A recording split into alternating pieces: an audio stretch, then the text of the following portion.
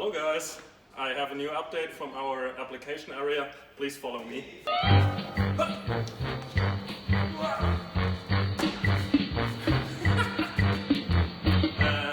Yes guys, as you see we have a new floor right here. Maybe you remember the last video when we had this floor right here. This is the original floor. And now we have our anti-static ESD floor. This is important when you handle powder because it reduces the danger of occurring sparks when you handle the powder, and of course that's a matter of safety and is very important.